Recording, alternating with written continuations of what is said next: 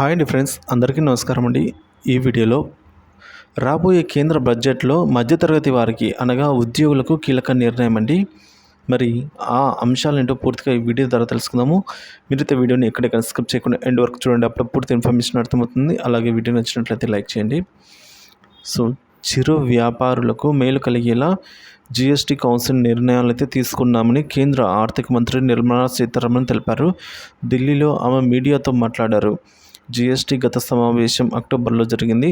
Agenda విషయాలపై మరోసారి సమావేశం అవుతాం. ఎన్నికల కోడ్ వల్ల చాలా రోజులుగా జీఎస్టీ కౌన్సిల్ భేటీ జరగలేదు. జీఎస్టీ మండలిలో అనేక విషయాలు చర్చించాం. ఆగస్టు చివరి వారం మళ్ళీ సమావేశం అవుతాము. పన్నులు కట్టేవారి కోసం అనేక అనుకూల నిర్ణయాలు తీసుకున్నాం. జీఎస్టీ సెక్షన్ 73 కింద డిమాండ్ నోటీసులు కూడా ఇచ్చామంటున్నారు. వచ్చే ఏడాదిలో మార్చిలోగా పన్నులు కట్టేవారికి మినహాయింపులు ఇస్తాము. జీఎస్టీపై ట్రిబ్యునల్స్కు కోర్టులకు వెళ్ళే ట్రాన్సాక్షన్స్ పరిమితి పెంచాము. చిన్న వ్యాపారులకు మేలు కలిగేలా జీఎస్టీ కౌన్సిల్ నిర్ణయాలు ఉన్నాయి. జరిమానాలపై విధిస్తున్న వడ్డీని ఎత్తివేయాలనే ప్రతిపాదనలు వచ్చాయి. జీఎస్టీ చట్టంలో సవరణలకు జీఎస్టీ కౌన్సిల్ ప్రతిపాదించింది.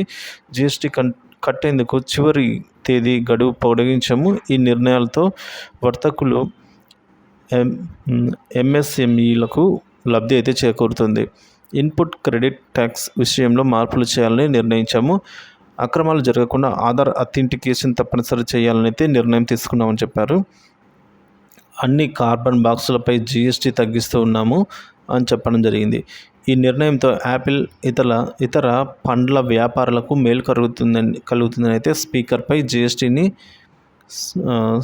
స్ప్రింక్లర్లపై అయితే జీఎస్టీని 12% తగ్గిస్తామని అయితే నిర్మలా సీతారామన్ తెలిపారు. సో ఇంతగా మనం చూసుకున్నట్లయితే రాబోయే బడ్జెట్ ఆర్థిక బడ్జెట్లో మనం చూసుకున్నట్లయితే ఈ ఉద్యోగులకు సంబంధించి అలాగే చిరు వ్యాపారులకు సంబంధించి కూడా జీఎస్టీ విషయంలో ఈ విధంగా మార్పులు అయితే చోటు చేసుకోబోతున్నాయండి.